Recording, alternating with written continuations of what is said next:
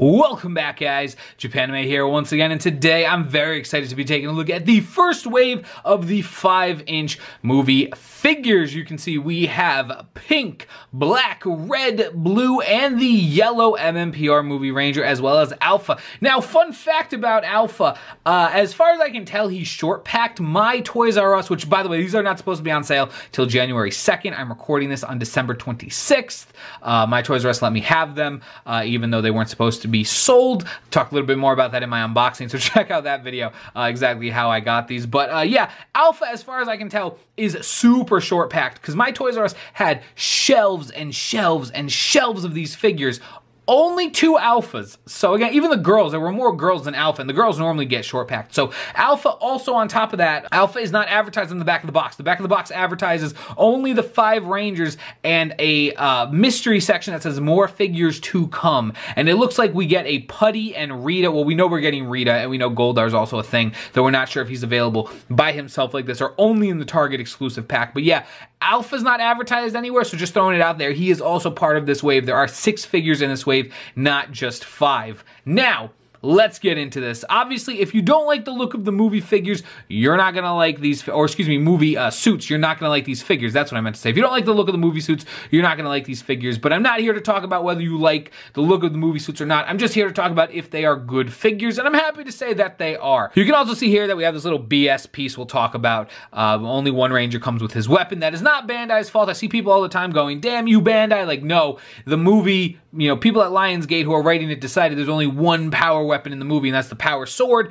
So it's not Bandai's fault that we have these little silly added pieces. They just wanted to give us something to go with the figure. So again, that's not Bandai's fault. That is movie accurate. But let's get into it. I think we'll start with Alpha, because you know what? I like Alpha. Some people don't like Alpha. I like the way he looks. I think he's pretty neat in this form. And again, you can see he's got this mesh detailing, so you can't deny, if you don't like the look of Alpha, that's fine, you don't like the look of Alpha, but you can't deny with this mesh detailing, he is fully in line with the movie aesthetic. So again, if you hate the aesthetic overall, you're probably not going to like Alpha. If you like the aesthetic overall, you will like Alpha. And it looks like he's got a little smile right here, if you choose to look at it that way. If you choose to look at this little crease as a smile and these 2 bits as eyes, so that is pretty neat. But you can see, swivel head right there. We have his arms that can come up like this for a nice T-pose, which is pretty solid. This arm does not want to go all the way. There we go. You can get a nice T-pose out of him, so pretty good range. You can go 360. He will whack himself in the head, as you can see right there, so you're going to have to go out to the side a little bit, but he can rotate his arms 360. You do have a bend in the arm, 90 degrees, just like so, and then you also have the swivel here in the legs, which is pretty nice. Obviously, they go out on this angle, so you can't bring his leg fully straight forward. It does have to go out to the side, but that's not that bad. They can rotate 360, and then you have a 90-degree bend in the knee, or a little less than 90, actually, now that I'm looking at it. A little bit less than 90-degree bend in the knee. But so far, I have to say, Alpha is pretty solidly articulated. I was not expecting him to be this articulated, and again, here he is in comparison to a Ranger. So a little bit shorter, which again, I think is what you expect. Just for the hell of it, here he is with Ninja Steel Ranger. We'll do a little bit of a size comparison with all the Rangers.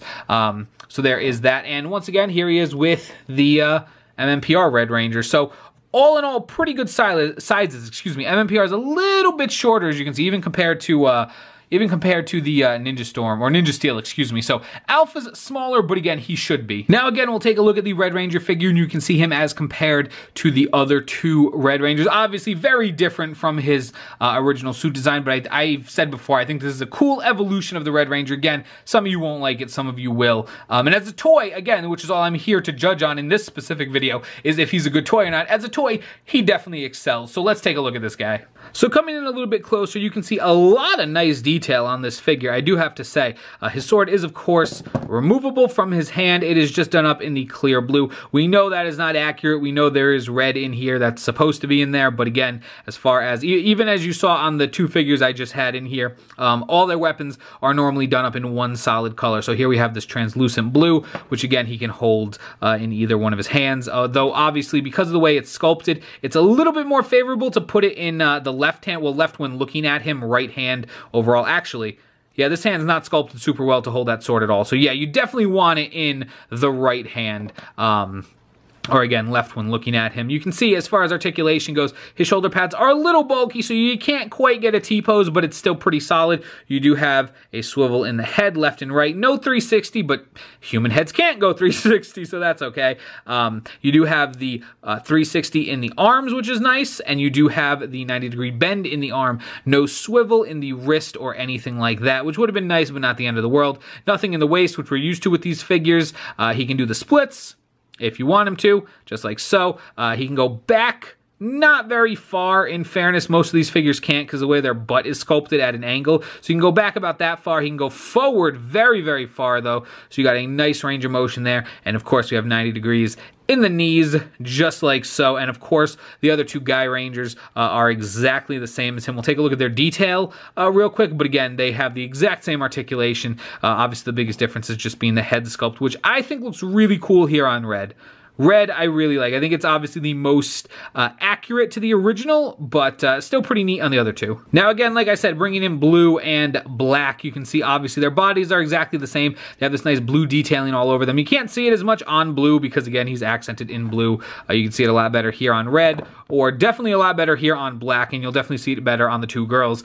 But you can see they have these little fiery electricity punchy things. Again, this is not Bandai's fault. A lot of people seem to be blaming Bandai. That's the wrong people to blame. As I said at the beginning of this video, Lionsgate has decided for whatever reason, the writers, there's only one power weapon, the Power Sword. So Bandai gave us this piece so we get a little bit more than just the figure.